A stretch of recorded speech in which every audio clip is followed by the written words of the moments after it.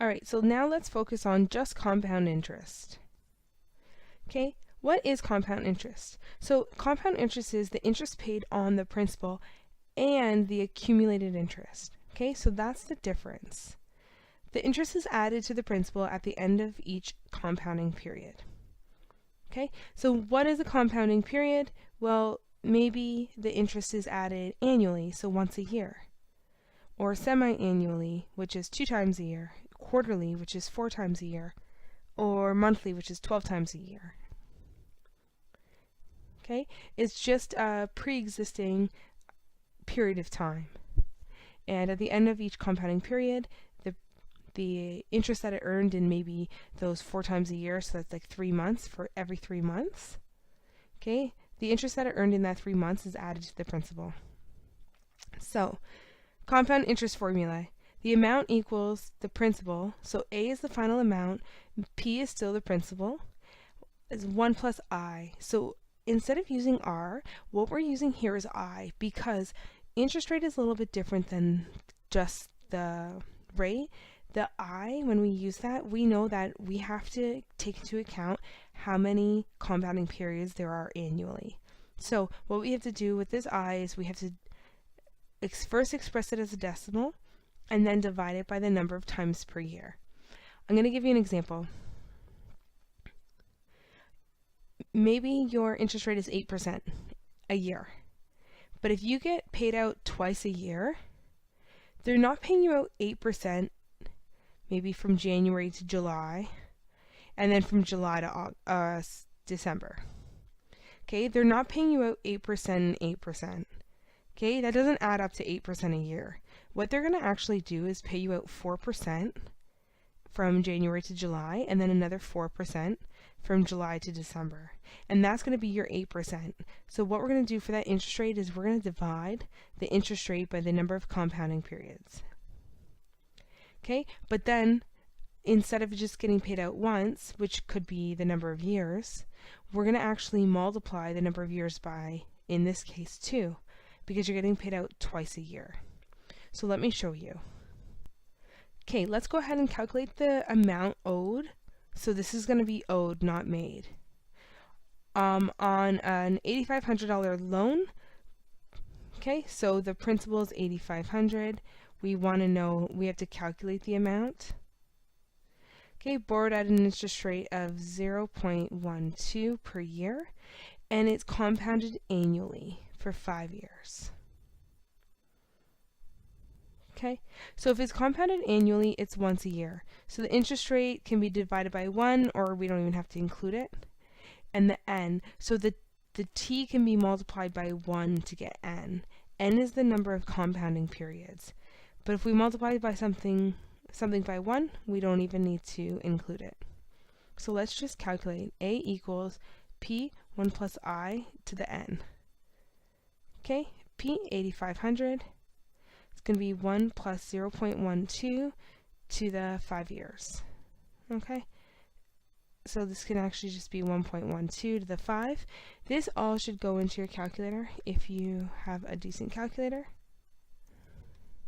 And the amount that I get at the end of 5 years is $14,979.90. So this is the amount owed after 5 years. And that's of course assuming that you're not making any payments. So similar question, okay, we're still going to calculate the amount, so we don't know the A. We have a principal of $8,500, and this is borrowed at an interest rate of 8%, but this 8% is actually compounded quarterly. So for the I, what we want to do is we want to take the 8% and divide it by 4, but then we're going to take the number of years and multiply it by 4.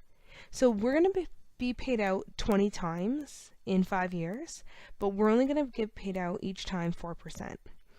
So let's sub that in.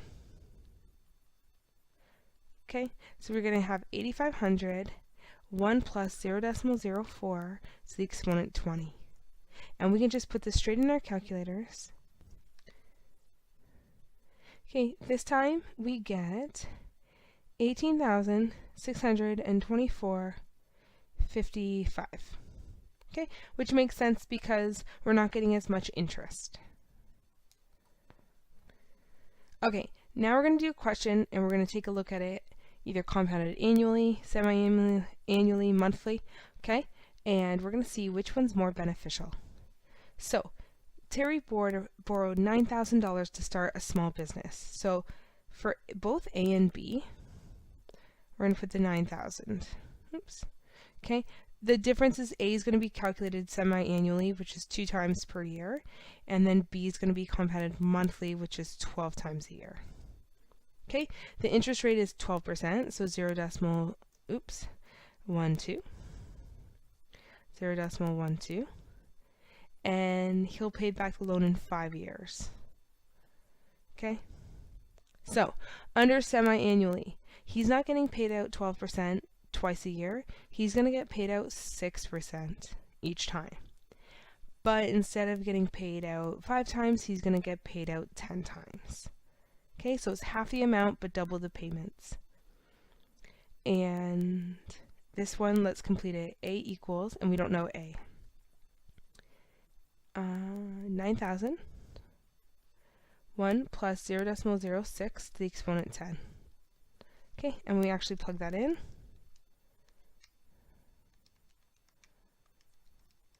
We get 16,117.63. Okay, now compounded monthly. We're not going to get paid 12% every single month. We're going to get paid 1% per month. But now we're actually going to get paid out 60 times. Okay, so amount equals 9,000. 1 plus 0.01 to the exponent 60.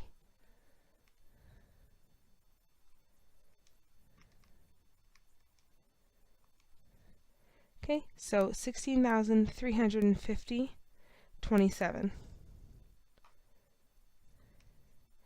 Okay, so which one's more beneficial, semi-annually or monthly?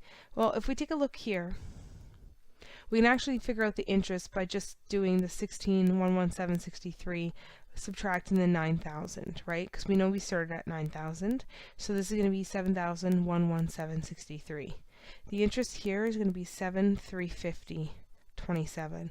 If we look at the difference between that, well, they both made 7,000, but the difference between 350.27 and 117.63, if we subtract those, so we can go difference, DIF, 37 or 7350.27 minus 7,117.63, 232.64. So it is more beneficial to go monthly. The more times you get paid out, the more opportunity for that little small amount of money to grow and grow and grow. So the last part just says, what effect does compounding have? Well, compounding allows us to make more money on top of our money. So it pays us a more amount of interest by the end of the term.